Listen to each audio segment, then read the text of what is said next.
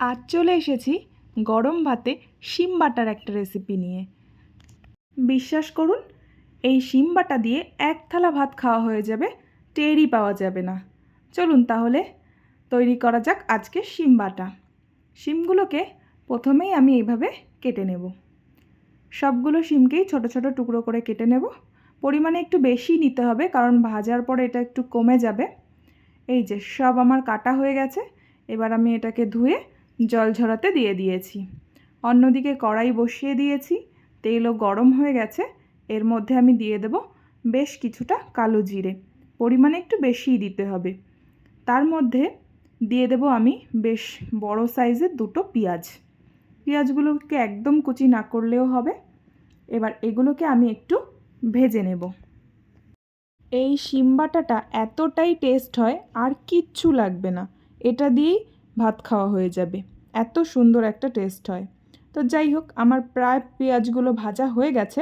এর মধ্যে আমি শিমগুলোকে দিয়ে দেব। বেশ অনেকটাই আমি শিম কেটে নিয়েছি। এবার এগুলোকে সব একে একে দিয়ে দিচ্ছি।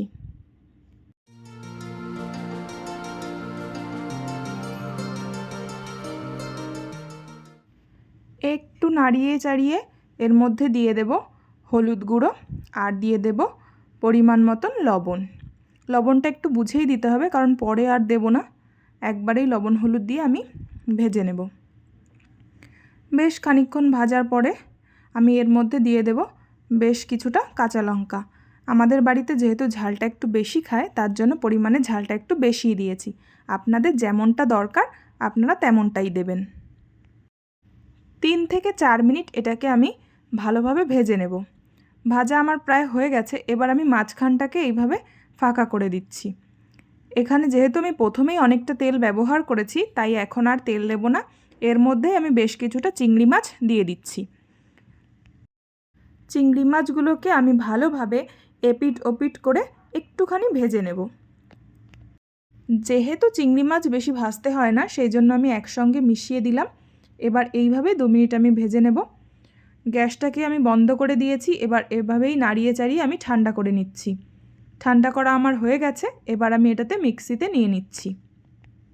এবার আমি এটাকে ভালোভাবে ব্লেন্ড করে নেব। সবটা আমি নিয়ে নিয়েছি। এই যে আমার ব্লেন্ড করা হয়ে গেছে। এবার এটাকে আমি নামিয়ে নিচ্ছি।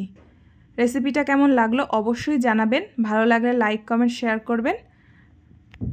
আর হ্যাঁ, অবশ্যই একদিন বানিয়ে দেখবেন, ভালো লাগবে। আজ আসি, দেখা হবে অন্য কোনো ভিডিওতে।